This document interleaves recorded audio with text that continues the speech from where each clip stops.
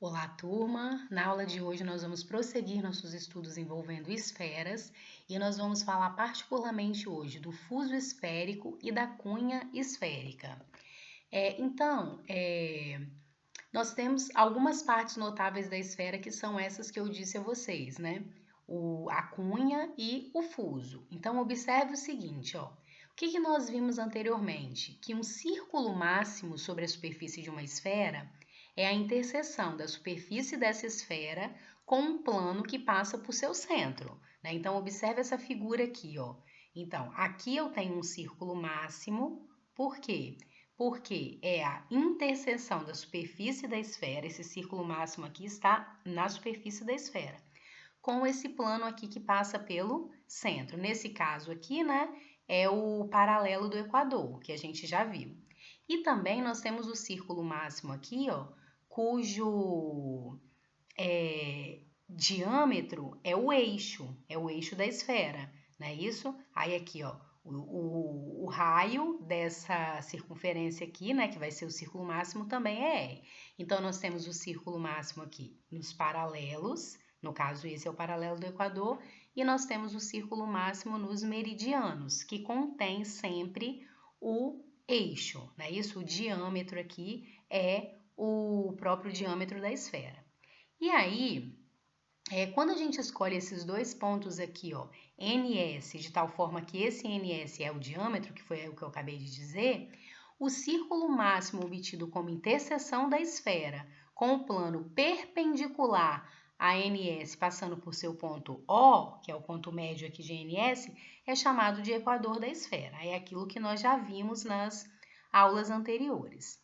Mas e daí? E daí que quando a gente considera esse círculo máximo aqui, ó, no paralelo, e duas semicircunferências aqui, ó, dois arcos formado por dois meridianos, então nós vamos ter aqui ó, um ângulo entre esses dois meridianos aqui, né, que são as circunferências máximas na esfera, com esse diâmetro aqui, no caso NS, que aí o raio vai ser R.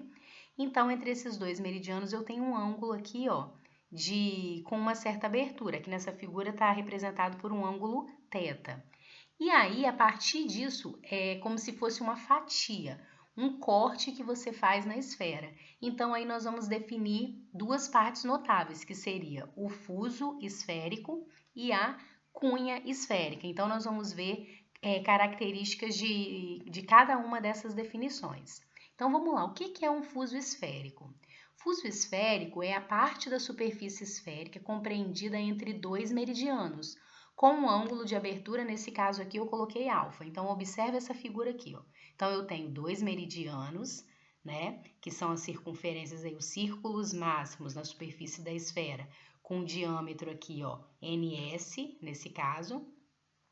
E aí, o fuso esférico é a parte da superfície compreendida entre esses dois meridianos, é essa casquinha aqui. Pensa assim como se a gente tivesse uma melancia em formato esférico.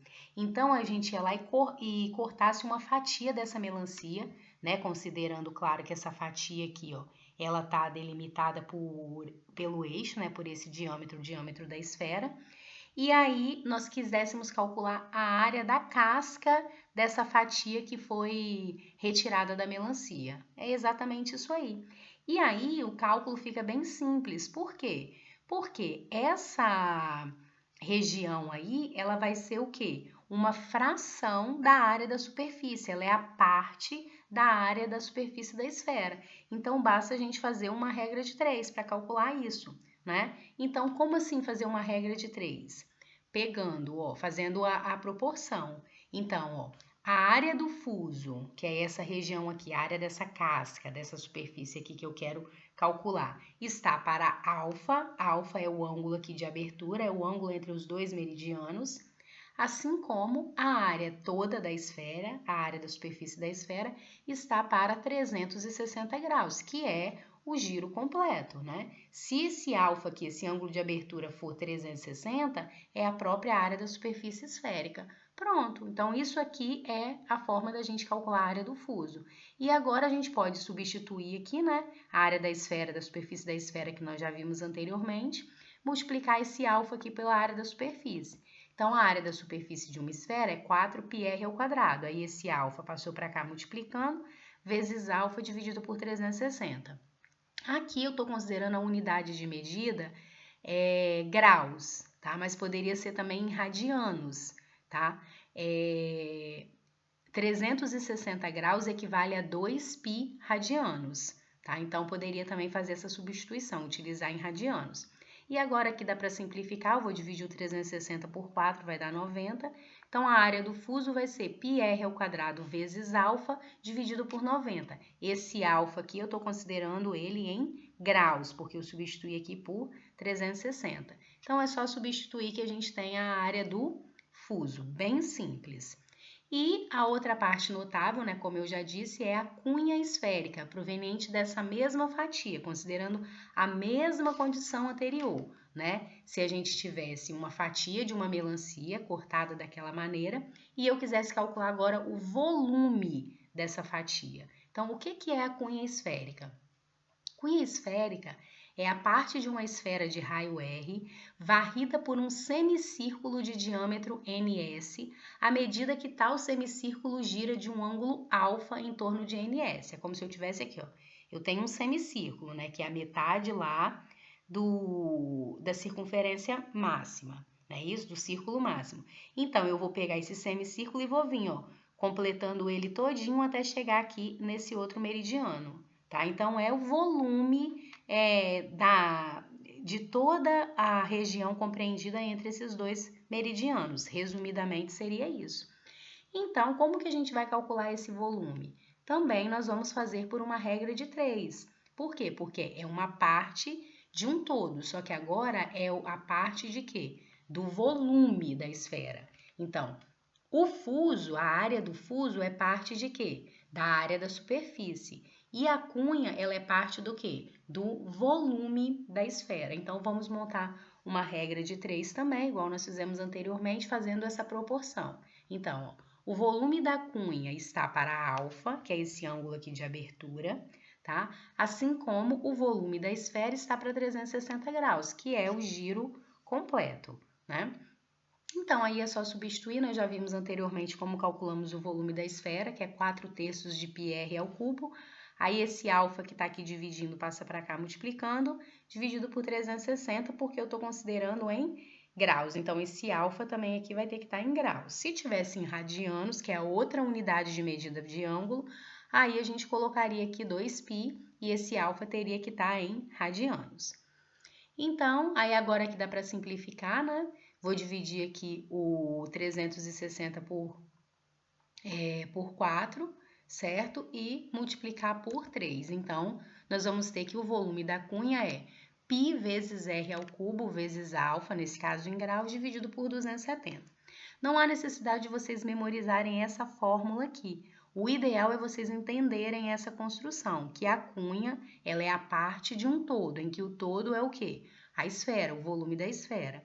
E o fuso também é a parte de um todo, em que o todo é a área da superfície da esfera, tem a ver com a casca, certo?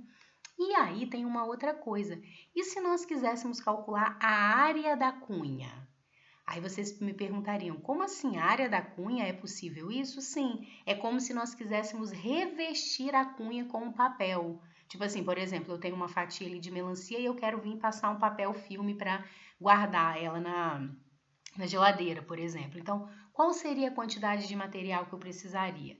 Então, é bem simples nós percebermos o seguinte, ó, se eu quisesse encapar essa cunha, achar a quantidade de material aqui para conseguir encapá-la, então eu tenho aqui, ó, isso aqui é um semicírculo, né? E o lado de lá também é igual. Então, é como se eu tivesse um círculo aí de área máxima na esfera, cujo raio é o Rzão, o próprio R da esfera, e mais a área do fuso. Isso seria o material estritamente necessário para encapar, considerando que não houve sobra nenhuma de material.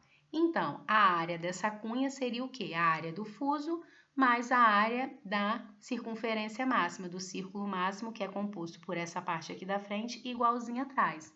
A área do círculo é π vezes r ao quadrado, ok? Então, assim, bem simples mesmo. Agora, vamos fazer alguns exemplos de aplicação. Então, olha lá. Uma esfera possui raio igual a 30 centímetros. Qual a diferença entre sua área e a área de um fuso esférico dessa mesma esfera com ângulo igual a 90 graus? Então, use π igual a 3. Então, o que a gente precisa calcular? Já que o problema está pedindo a diferença entre a área dessa esfera e a área de um fuso com ângulo igual a 90 graus, nós vamos calcular os dois valores aí. Primeiro, vamos calcular a área da superfície da esfera toda, que é dado por o quê? 4πr ao quadrado. O r é 30 e o π mandou substituir por 3, mas eu não vou substituir agora, só no final, para não ficar fazendo um monte de conta desnecessária, tá? Então, ali vai ficar 30 ao quadrado, 900 vezes 4, 3.600 π centímetros quadrados. Essa é a área da superfície da esfera. E agora, vamos calcular a área do fuso com ângulo igual a 90. Então, ó, lembrando daquela regrinha de 3 que nós fizemos lá, não é isso? A área do fuso está para o ângulo de corte, assim como a área da esfera está para 360 graus. Multiplicando cruzado, nós vamos ter que a área da esfera nós já acabamos de calcular aqui, 360π, ó, 3.600π, aí eu vou colocar aqui, 3.600π vezes o alfa dividido por 360, só que esse alfa foi dado que é 90. Então, substituindo ali, nós vamos obter que a área do fuso é 900 π centímetros quadrados. Agora, nós vamos fazer a diferença entre essas duas áreas. Então, vai dar a área da superfície esférica menos a área do fuso, 3.600 π menos 900 π, que vai dar 2.700 π. Agora sim, eu vou substituir o π por 3, substituir uma vez só no final. Então, nesse caso, 2.700 vezes 3 vai dar 8.100 centímetros quadrados. Se tivesse pedido para calcular qual é o volume dessa cunha através desse ângulo aí de 90 graus, era só fazer também a proporção, ok? Vamos fazer um segundo exemplo agora envolvendo a cunha. Então, olha lá. Uma melancia em formato esférico com 21 centímetros de raio é cortada em 12 fatias iguais, ou seja, 12 cunhas esféricas.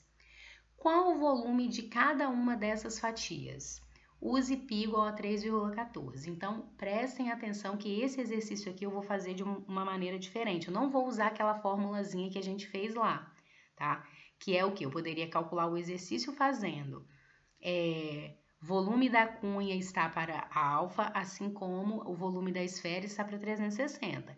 E aí, já que foram feitas aí 12 cortes iguais, era só eu pegar os 360 graus, né? Dividir por 12, cada fatia teria uma angulação ali de 30 graus, mas eu não vou fazer assim, tá? Daria certo também. Vou mostrar para vocês o seguinte, já que a esfera inteira, né, que é a melancia que está no formato da esfera, foi fatiada em 12 partes iguais, significa que o volume de cada parte é igual ao quê? 1/12 do volume da esfera toda. Pode fazer assim também, não deixa de ser uma proporção.